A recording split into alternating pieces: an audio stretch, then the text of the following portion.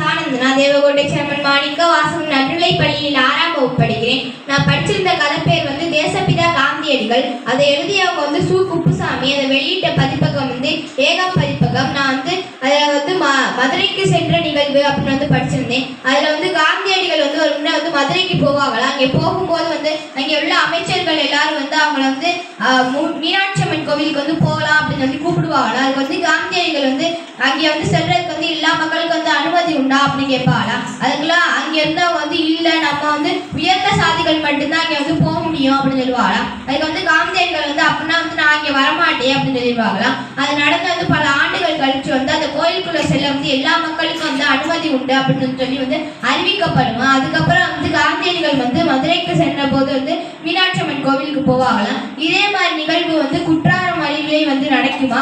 அங்கே காந்தியடிகள் குளிக்க போவாங்களாம். அப்போ அவங்க ஏன் இங்க எல்லா மக்களும் வெளியே நிற்கிறாங்க அப்படின்னு கேட்பாங்களாம். அதுக்கு அங்கே உள்ள அமைச்சர்கள்லாம் இங்க போறதுக்கு நம்ம மாதிரி உள்ளவங்களுக்கு மட்டும் அவங்க அனுமதி உண்டு அப்படின்னு சொல்லுவாங்களாம். அப்போ காந்தியடிகள் உள்ளக்கு போயிட்டு மறுபடியும் வெளியே வந்துருவாங்களாம். அதுக்கு அங்கே உள்ள அமைச்சர்கள்லாம் நீங்க ஏன் வரமாட்டேங்கிறீங்க அப்படின்னு கேட்பாங்களாம். இங்கே உள்ள மக்கள்லாம் எப்போ உள்ள வராங்களோ அப்போதான் நானும் வருவேன், அது வரைக்கும் நான் உறுதி கூறுவேன் அப்படின்னு சொல்லுவாங்களாம். அதுக்கப்புறம் அங்கே உள்ள அமைச்சர்கள்லாம் ஒரு பேசி எல்லா மக்களையும் உள்ள கூட்டிட்டு போவாங்களாம். அதுக்கப்புறம் காந்தியடிகள் போய் அங்கே குளிப்பாங்களாம். இதுல என்ன தெரிஞ்சுக்கிட்டோம் அப்படின்னா